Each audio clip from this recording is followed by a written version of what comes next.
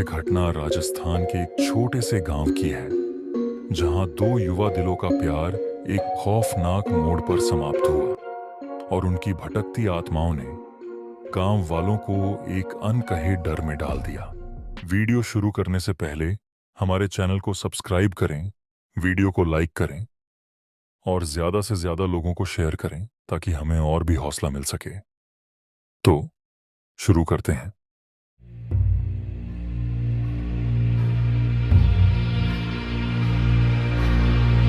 गांव का नाम रतनगढ़ था, जो एक दूर दराज इलाके में स्थित था।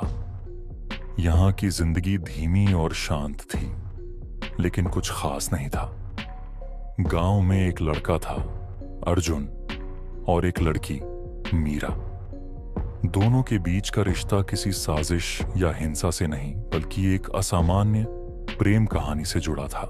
अर्जुन और मीरा बचपन से ही अच्छे दोस्त थे, लेकिन जैसे जैसे समय बीतता गया, उनका रिश्ता कुछ और गहरा होता गया।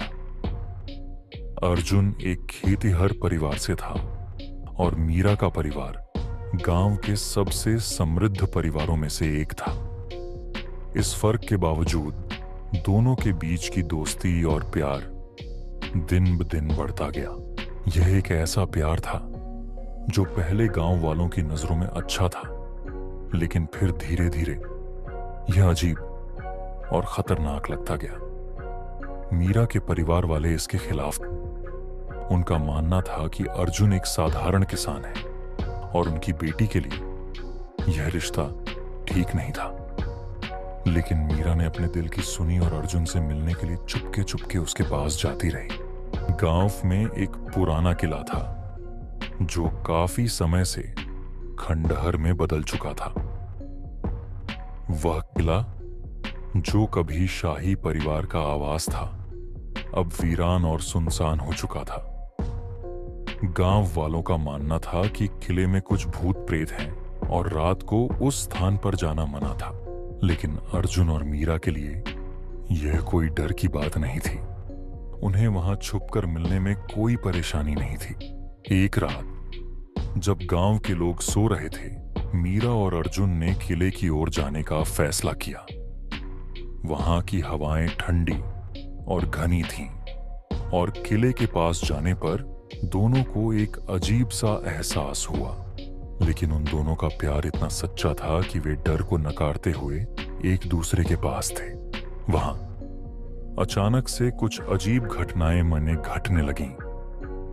मंदिर की पुरानी घंटी अपनी आप से बजने लगी और हवा में एक गहरी सर्दी महसूस होने लगी। मीरा डर के मारे रो पड़ी, लेकिन अर्जुन ने उसे शांत किया और कहा कि यह सब महज भ्रम है। तभी कमरे में एक काले धुएं जैसा कुछ दिखने लगा। वह धुआं धीरे धीरे आकार लेने लगा और एक भयानक रूप में बदल गया। मीरा और अर्जुन दोनों एक दूसरे को घेर कर खड़े थे, लेकिन अब यह महसूस होने लगा कि वह कुछ नहीं था, बल्कि कुछ और था जो उनकी जान लेना चाहता था। अर्जुन और मीरा दोनों डर के मारे बहुत कुछ नहीं समझ पा रहे थे। अचानक वह काला धुआं उनके पास आया और उनके चेहरे के पास आकर ठहर गया। मीरा की आंखों में डर था, लेकिन अर्जुन ने उसे शांत करते हुए कहा, यह सिर्फ हवा की आवाज है। लेकिन बाहर जाने से पहले किले के भीतर कुछ और हुआ। मीरा और अर्जुन को लगा जैसे कोई अनदेखी ताकत उन्हें रोक रही थी, जैसे उनका शरीर और आत्मा दोनों बंधे हुए थे। उसी समय एक खौफनाक आवाज सुनाई दी, तुम दोनों को जीने का हक नहीं है। और उसके बाद एक जोश, खतरनाक ठंडी हवा की लहर ने उन दोनों को खींच लिया। अर्जुन और मीरा का अंतिम क्षण वहीं था। अगले दिन गांव में एक अजीब सी खामोशी छाई हुई थी। गांव वालों ने किले से बाहर अर्जुन और मीरा के मृत शरीरों को पाया। दोनों की आंखों में एक अजीब सी दर्दनाक छवि थी, जैसे वे किसी बुरी आत्मा के कब्जे में थे।